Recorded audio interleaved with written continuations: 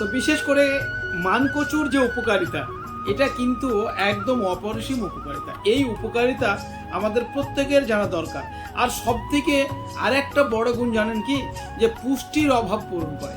এতে vitamin A, B, C, calcium, লৌহ, copper এবং ম্যাঙ্গানিজ, জিঙ্ক, ম্যাগনেসিয়াম এবং সেলেনিয়াম সহ বিভিন্ন খনিজ উপাদানে ভরপুর, যা শরীরকে পুষ্ট রাখে। তাহলে মানকচুর যে সমস্ত কার্যকারিতা আমরা শুনলাম, সেটা আমাদের জেনে রাখা ভালো। এবং আমি আসসালামু আলাইকুম। আজকে আবারও চলে এসেছি একটা মাটির তলার উদ্ভিদ নিয়ে। অনেকে বলেন না যে মাটির তলার সব খাবারই সুগারের রোগীর জন্য বন্ধ। বন্ধু, স্বাক্ষর হলেই শিক্ষিত হয় না, আর শিক্ষিত হলেই পণ্ডিত হয় না।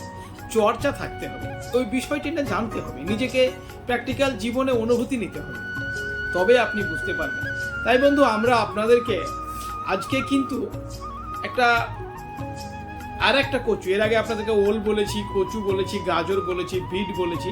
আজকে কিন্তু আপনাদেরকে আমরা মানকচু বলবো, কারণ মানকচুর উপকারিতা বিশেষ করে হজম শক্তি বৃদ্ধি করে। মানকচুতে হজম শক্তিটা বৃদ্ধি করে কিভাবে? মানকচুতে প্রচুর পরিমাণে ফাইবার থাকে, যা হজম প্রক্রিয়ায় সহজ করে এবং কোষ্ঠকাঠিন্য, বদ হজমকে দূর করতে সাহায্য করে। আর কি করে? দৃষ্টিশক্তির কিন্তু আপনার উন্নতকরণ করতে সাহায্য করে।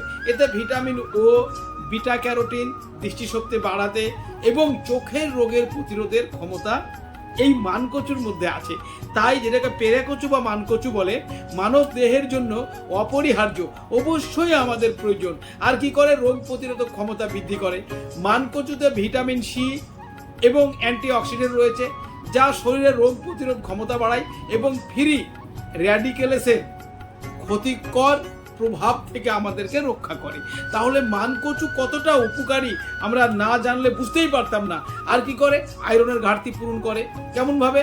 যে মানকচুতে থাকা আয়রন শরীরের রক্ত শূন্যতা প্রতিরোধ করতে সাহায্য করে এবং রক্তে শ্বেতকণিকা তৈরিতে সহায়তা করে।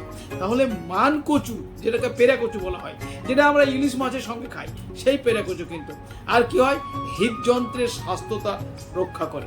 কারণ আপনারা জানেন যে মানকচুতে ফ্যাট ও কোলেস্টেরলের পরিমাণ কম থাকে, যা খারাপ কোলেস্টেরল জমে যাওয়া প্রতিরোধ করে এবং হৃদযন্ত্রের উপকার করে। তাই মানকচু হার্টের জন্য